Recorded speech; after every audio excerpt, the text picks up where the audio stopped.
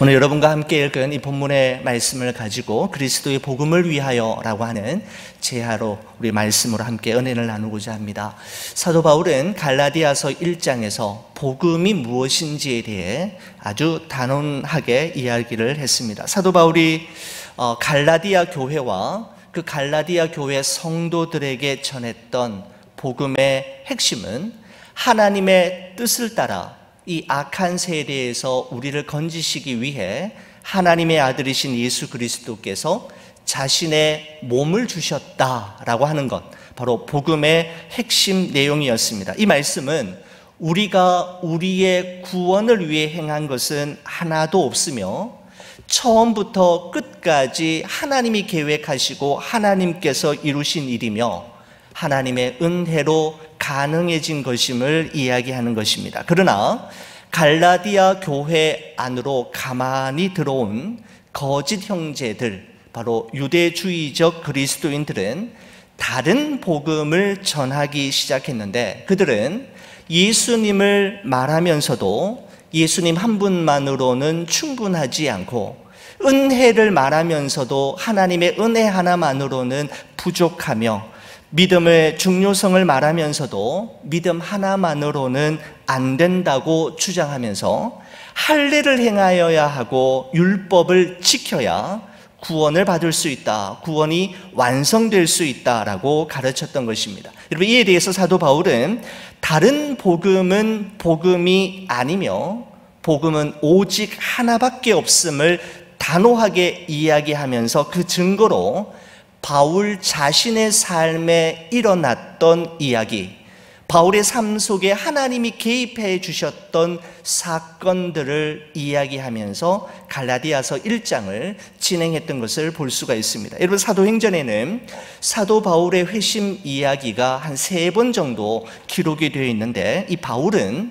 길리기아 다소에서 태어났으며 태어난 지 8일 만에 할례를 받았고 이스라엘 족속이요 베냐민 지파요 히브리인 중에 히브리인이요 당대 최고의 율법학자이었던 가말리엘의 문화생으로 율법의 엄격한 교육을 받은 바리새인으로서 율법으로는 흠을 잡을 데가 없는 퍼펙트한 인생을 살았던 사람이었습니다. 어느 누구보다 하나님에 대한 열심이 특심이었지만 그는 예수가 전하는 복음을 전면 거부했으며 교회를 박해하였고 교회에 다니는 그리스도인들을 발원 색출하여 옥에 가두고 죽이는 것을 자신의 사명으로 삼았던 그런 인물이었습니다. 그러던 어느 날 대제사장들과 또한 장로들로부터 체포영장을 발부받은 사도 바울은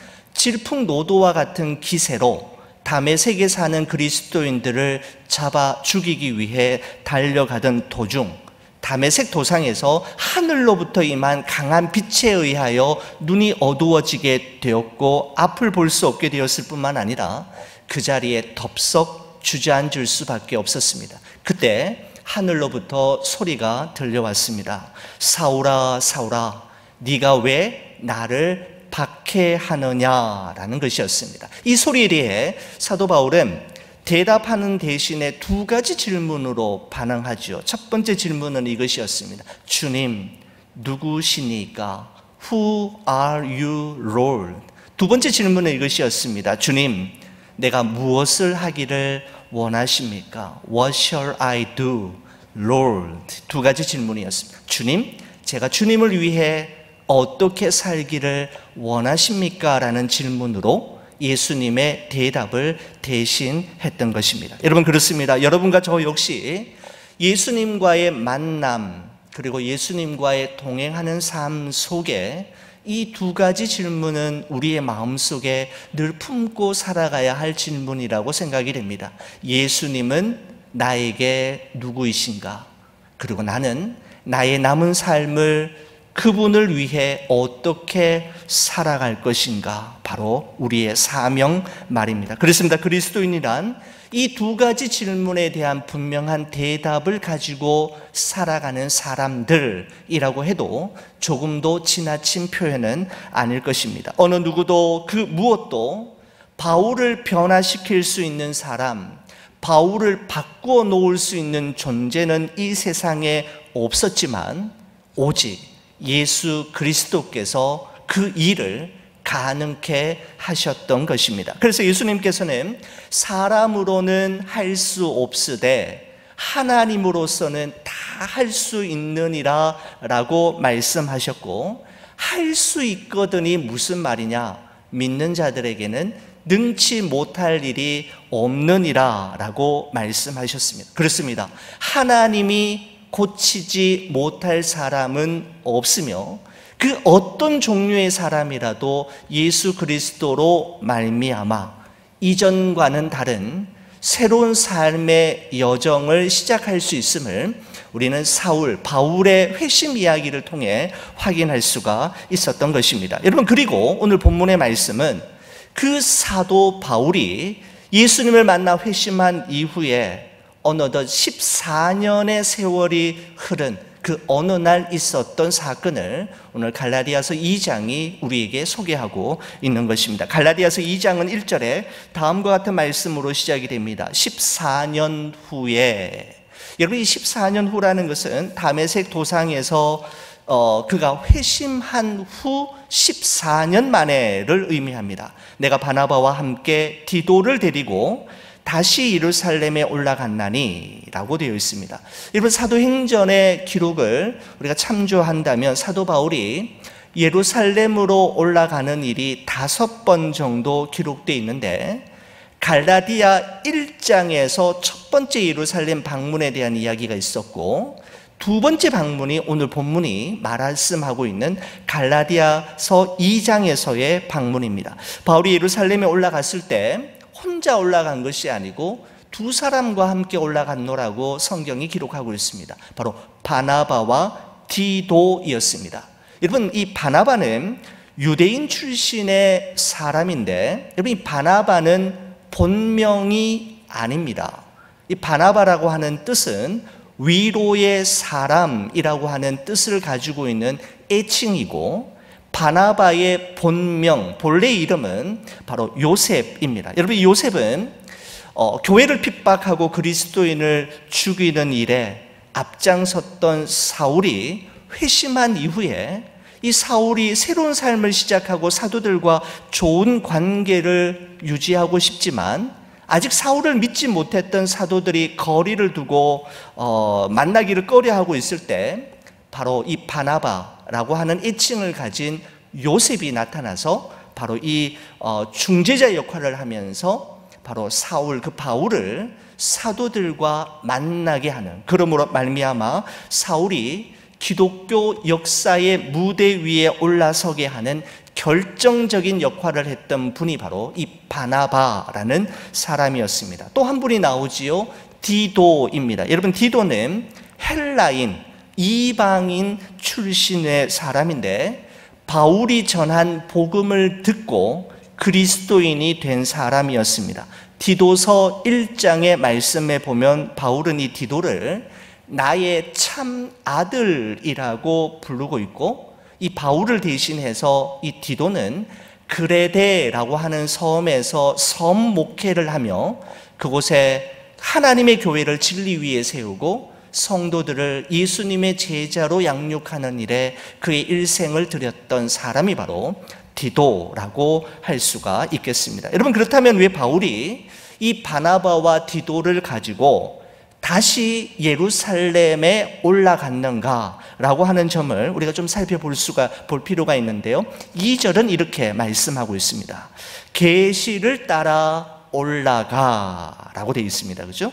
첫 번째, 왜 사도 바울이 다시 예루살렘으로 올라갔는가?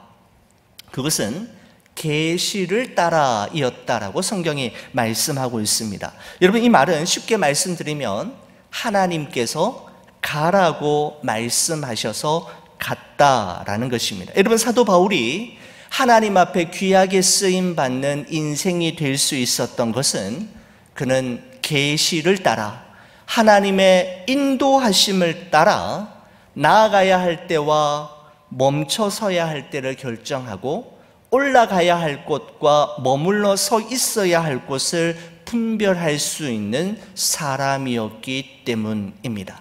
계시를 따라 사도 바울은 자신의 감정과 생각과 주변 분위기에 휩쓸려 움직인 사람이 아니라 하나님의 계시를 따라 움직이는 사람이었음을 볼 수가 있습니다. 사도 바울이 예루살렘에 올라갔던 3년 전의 모습이나 14년 후의 이 모습 또한 계시를 따라 하나님의 인도하심을 따라 올라갔음을 볼 수가 있는 것이죠. 자, 두 번째, 예루살렘에 올라간 두 번째 이유가 계속 나오는데, 두 번째 이유는 무엇인가 하면 바울이 이방인에게 전하는 복음을 유력자들에게 제시하기 위해서 올라갔습니다. 자, 2절의 말씀을 보면 이렇습니다. 계시를 따라 올라가 내가 이방 가운데에서 전파하는 복음을 그들에게 제시하되, 그들이 누군가 하면 유력한 자들에게 라고 되어 있습니다.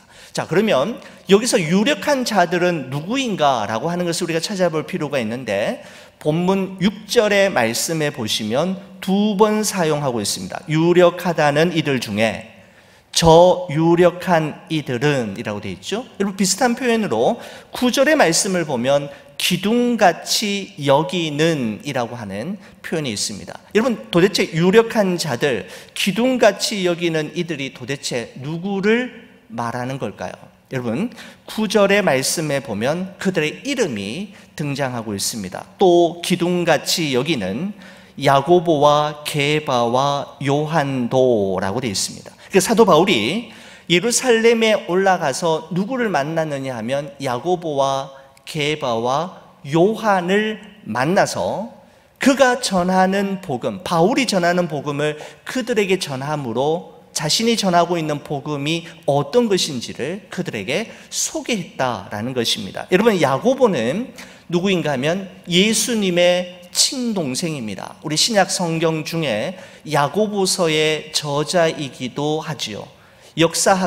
고대 역사학자인 요세푸스의 기록에 의하면 이 야고보는 얼마나 기도를 많이 했던 사람인지 낙타 무릎이라고 하는 별명을 얻을 정도의 기도의 사람으로 기독교회가 역사가 우리에게 전해주고 있습니다. 게바는 여러분 잘 아시는 대로 예수님의 12제자 중에 수제자였던 베드로였지 않습니까? 신약 성경 중에 베드로 전서와 후서를 기록했던 인물이고요. 요한은 예수님이 가장 사랑하셨던 제자로 불려지고 있고, 바로 십자가 위에서 마리아, 예수님의 육신의 어머니였던 마리아를 부탁할 정도로 예수님이 참 신실하게 여겼던 제자가 바로 요한이었습니다. 요한은 요한복음과 요한 1, 2, 3서와 요한 계시록을 기록한 사람이기도 하지 않습니까? 여러분, 이 세 사람은 그 당시에 초대 예루살렘 교회, 이 땅 위에 세워진 첫 번째 교회를 이끌어가는 기라성 같은 영적 거목이라고 할 수가 있는 것이죠. 그런데 이 사도 바울이 예루살렘에 올라가서 이 세 사람을 만나려고 했던 이유가 무엇일까요? 그리고 이들에게 바울 자신이 이방인들에게 전하고 있는 이 복음을 제시하려고 했던 이유가 무엇이었는지 2절 마지막 부분을 보면 이렇게 말씀하고 있습니다. 내가 다름질하는 것이나 다름질한 것이 헛되지 않게 하려 함이라 라고 말씀하고 있습니다. 왜 이들을 만나려고 했고 왜 이들에게 자신이 이방인에게 전한 복음을 전했냐 하면 다름질하는 것이나 다름질한 것이 헛되지 않도록 하기 위해 그렇게 했다라는 것입니다.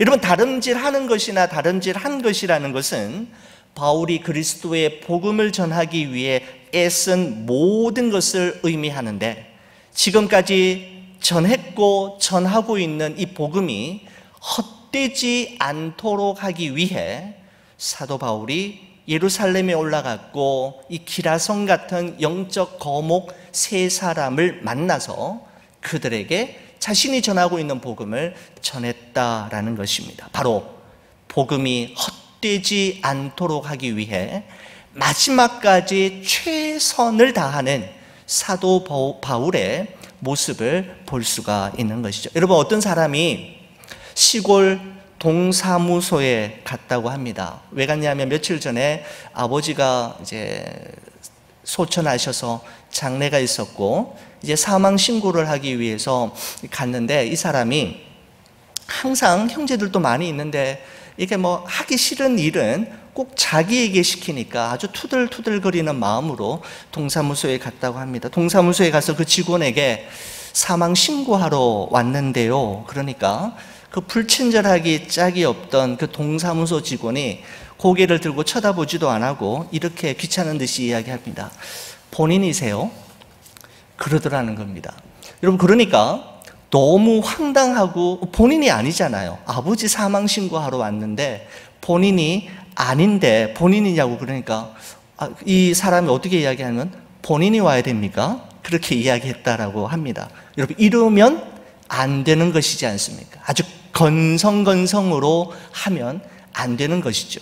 여러분, 사도 바울은 그리스도의 복음을 위해서 지금까지 다름질해 온 것이 헛되지 않도록 하기 위해 마지막까지 최선을 다하고 신중하게 행동하는 것을 볼 수가 있는 것입니다. 바울은 한순간에 모든 것이 헛될 수 있음을 알았고, 선줄로 생각하는 순간 넘어질 수 있다는 것을 알고 있었기에 그는 복음이 헛되지 않도록 하기 위해 신중하게 행동하고 있는 것을 볼 수가 있습니다. 자, 여러분, 사도 바울은 갈라디아서 1장에서 복음이 무엇인지에 대해서 여러분 이야기했지 않습니까? 복음이라는 것은 하나님의 뜻을 따라 이 악한 세대에서 우리를 건지시기 위해 예수 그리스도께서 자신의 몸을 주셨다라는 것이 복음이고, 그 복음을 믿음으로만 구원을 받는다라는 것이 바로 사도 바울이 전한 복음이었는데, 갈라디아 교회 안으로 들어온 거짓 형제들은 어떻게 이야기했느냐 하면 믿음, 그 믿음 하나만으로는 부족하고 불완전한 반쪽짜리 복음이라고 주장하면서 할례를 받아야 하고 율법을 지켜야만 그 구원이 완성된다라고 이야기하고 있었던 것입니다. 여기에 대해서 바울은 그냥 있을 수가 없었던 것이죠. 여러분, 그래서 사도행전 15장 1절 2절의 말씀에 보면 이런 말씀이 있습니다. 어떤 사람들이 유대로부터 내려와서 형제들을 가르치되 너희가 모세의 법대로 할례를 받지 아니하면 능히 구원을 받지 못하리라 라고 하면서, 이것 때문에 바울과 바나바와 함께 그들이 변론하고 다툼이 있었노라고 사도행전이 기록하고 있는 것을 볼 수가 있습니다. 여러분, 할례가 그 정도로 중요했습니다. 여러분, 할례는 창세기 17장에 처음으로 등장하고 있는 단어인데, 하나님께서 아브라함에게 나타나신 후에 그 아브라함의 이름을 아브라함이라고 바꾸어주지 않습니까? 바꾸신 후에 무엇을 명령하시느냐 하면 할례를 받을 것을 행하십니다. 여러분, 할례는 여러분 아시는 대로 태어난 지 8일 만에 남자아이의 생식기 끝에 있는 그 포피를 잘라줌으로써 몸에 흔적을 새기는 행동입니다. 어떤 흔적을 새기는가 하면 너는 하나님의 선택된 백성이다, 그리고 너는 아브라함의 후손이다 라고 하는 것을 눈에 보일 수 있도록 몸에 새겨놓는 일이 바로 할례이었는데, 이스라엘 백성들은 이것을 아주 대단한 자부심으로 여기고 있었습니다. 여러분, 당시 초대 예루살렘 교회에 예수님을 믿고 이제 교회에서 신앙생활하는 사람들이 있을 때, 이 사람들의 대부분은 어떤 사람이었냐면 유대주의적 그리스도인이었습니다. 유대인 출신의 그리스도인이었기 때문에 이방인들이 예수님을 믿고 구원을 받으려면 자기들처럼 할례를 꼭 받아야만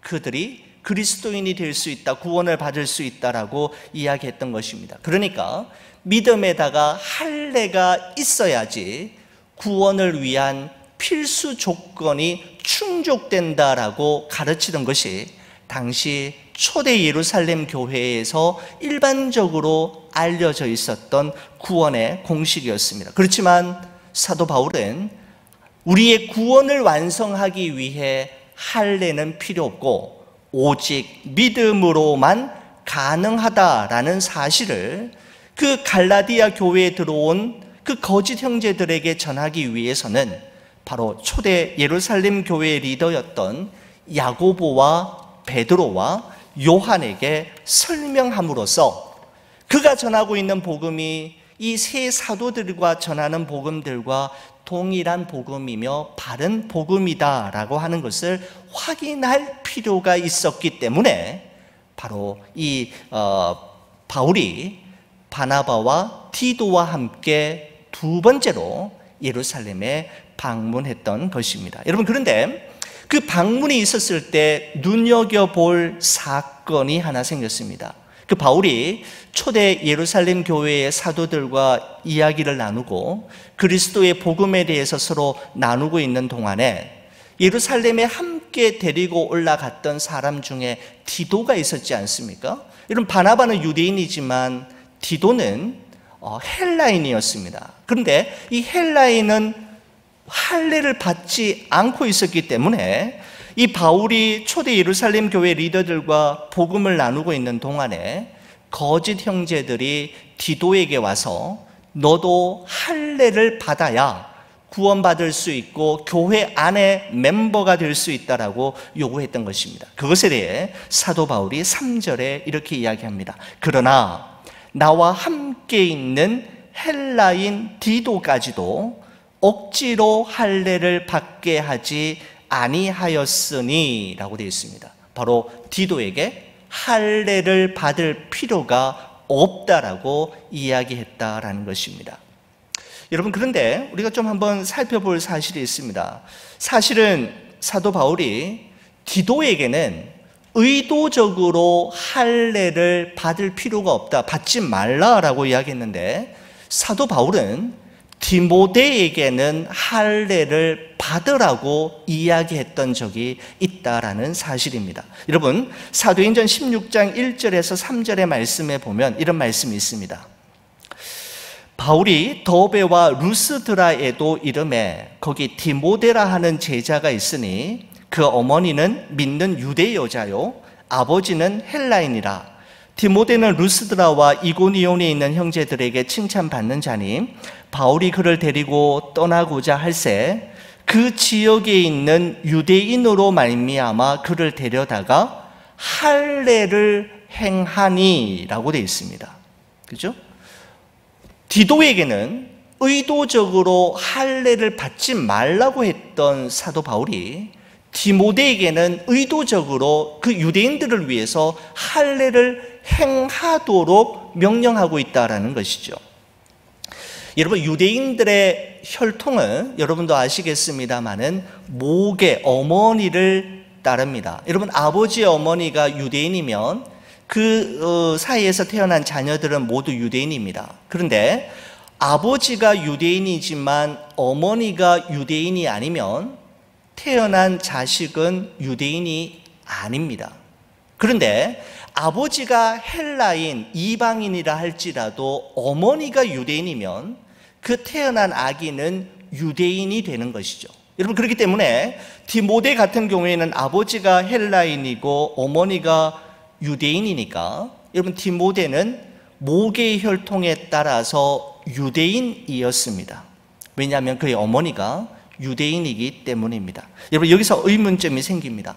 자, 여러분, 왜 디도에게는 할례를 행하지 말라고 하고 왜 디모데에게는 할례를 행하라고 하는 걸까요? 이 사람에게는 이 모습으로, 저 사람에게는 저 모습으로 행동하는 이 사도 바울의 일관성 없는 모습이 이율배반적이고 기회주의자처럼 여겨지기 때문입니다. 여러분, 왜 그렇게 했던 걸까요? 여러분, 두 가지 이유가 있었습니다. 고린도전서 7장 19절에 보면 이런 말씀이 있습니다.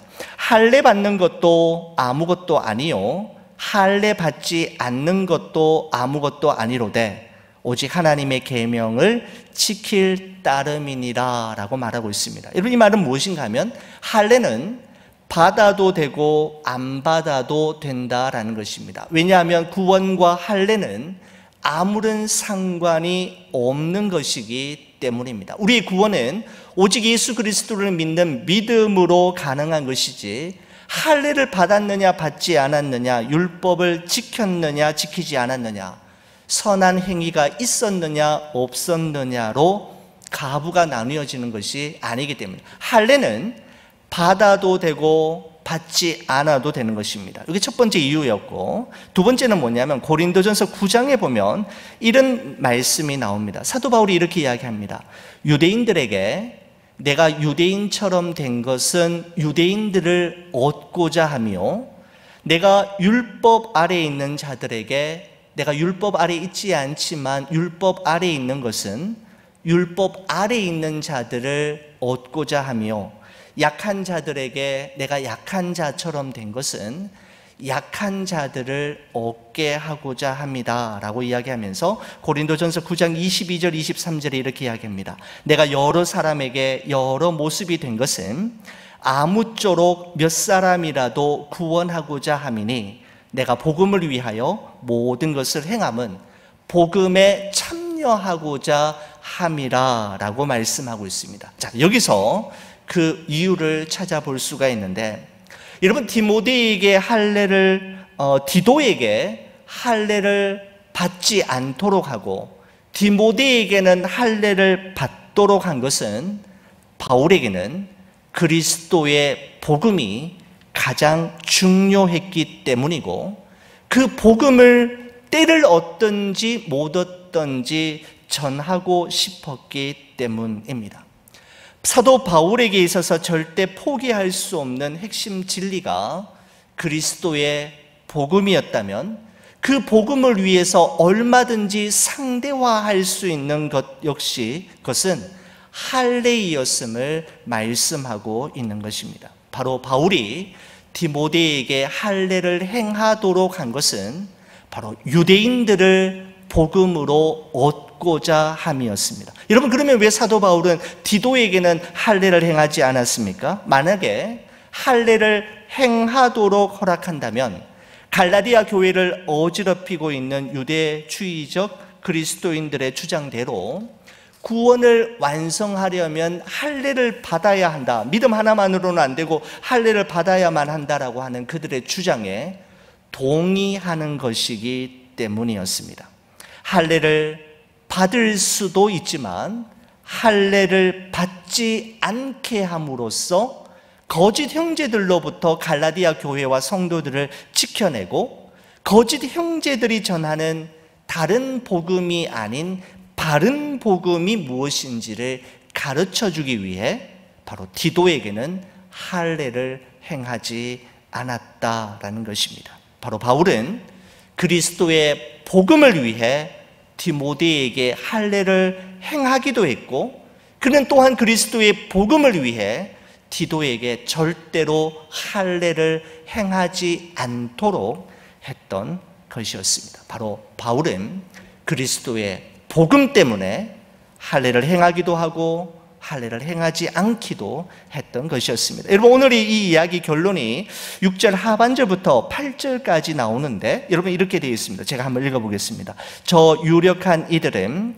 내게 의무를 더하여 준 것이 없고, 도리어 그들은 내가 무할례자에게 복음 전함을 맡은 것이 베드로가 할례자에게 맡음과 같은 것을 보았고, 베드로에게 역사하사 그를 할례자의 사도로 삼으시니가 또한 내게 역사하사 나를 이방인의 사도로 삼으셨느니라 라고 말씀합니다. 여러분, 거기 보시면은 저 유력한 이들은 내게 의무를 더하여 준 것이 없다. 여러분, 이 말씀이 도대체 무슨 말이냐 하면, 오직 예수 그리스도를 믿음으로만 구원을 받으며 그 외에 다른 의무사항이 추가될 필요가 없다라는 것입니다.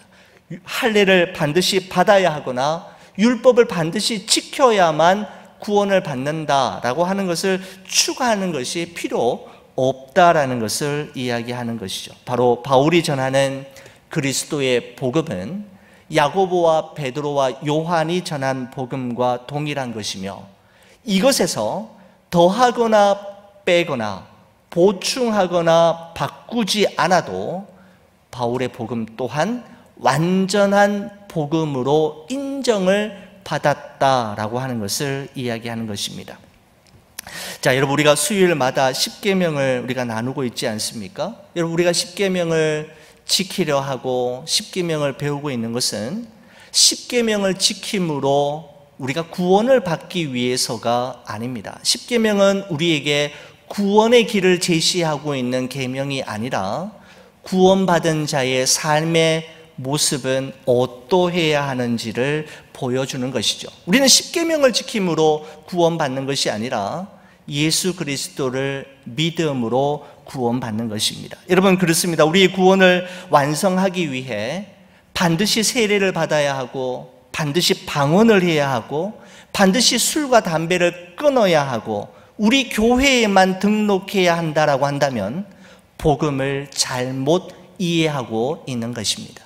복음은 예수 그리스도 한 분만으로 충분함을 우리에게 말씀해 주고 있는 것이죠. 사랑하는 우리 교우 여러분, 하나님의 뜻을 따라 우리를 이 악한 세대에서 건지시기 위해 예수 그리스도가 자신의 몸을 주셨다라고 하는 이 복음의 진리, 그리고 이 복음을 믿음으로만 구원받는다라고 하는 이 복음 앞에서 우리 자신의 삶을 다시 시작하기를 바랍니다. 그리고 매일의 삶에서 두 가지 질문을 우리 자신에게 날마다 던지며 그 질문에 대한 대답을 가지고 살아가기를 원합니다. 예수님은 나에게 어떤 분이신가? 그리고 그 예수님은 나에게 어떤 삶을 살아가기를 원하시는가? 이 두 가지 질문에 대한 대답을 항상 살아가시면서 오직 그리스도의 복음을 위하여 사나 죽으나 먹으나 마시나 무엇을 하든지 그의 복음의 영광을 위해 살아가는 여러분과 제가 되기를 주의 이름으로 간절히 축원을 드립니다. 기도하시겠습니다.